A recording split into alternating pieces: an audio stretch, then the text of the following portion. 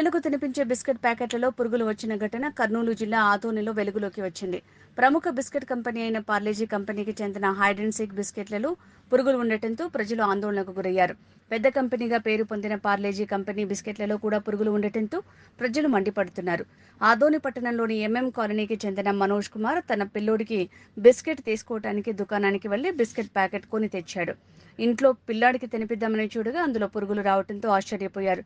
ఇవి తింటే పిల్లల ఆరోగ్యం ప్రమాదంలో పడుతుందని, అధికారులు ఇలాంటి కంపెనీ యాజమాన్యంపై తగు చర్యలు తీసుకోవాలని ఎంఎం కాలనీ మనోజ్ కుమార్ కోరారు. మా నాన్న రాత్రి బిస్కెట్ ప్యాకెట్ తీసుకొని వచ్చినాడు. పిల్లడికి తినిపిస్తుండగా చూసి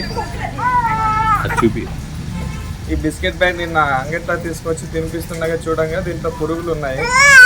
ఇలా చాలా మంది పిల్లలు ఎంతో ఇబ్బందులు పడాల్సి వస్తుంది.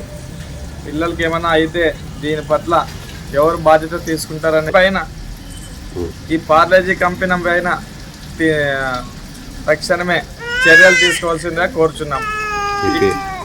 ఇటువంటివి ఎటువంటి పిల్లలకు కూడా హాని కాకుండా చూసుకోవాల్సిందిగా కంపెనీ వాళ్ళు దాని మీద చర్య తీసుకోవాల్సిందిగా కోరడమైనది.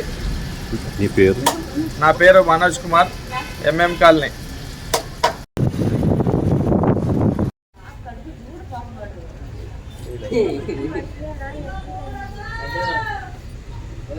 కవర్ పెట్టు.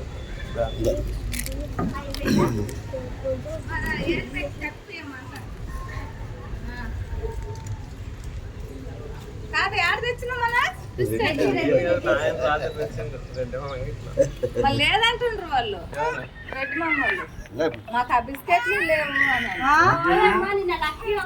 గ్రాని. నిన్న మనం కొనుక్కోలే గ్రాని ఒకటి అదైతే తెచ్చినంలే వాళ్ళంగట్లోనే. మా దగ్గర అవి లేనే లేవు. కొంచెమే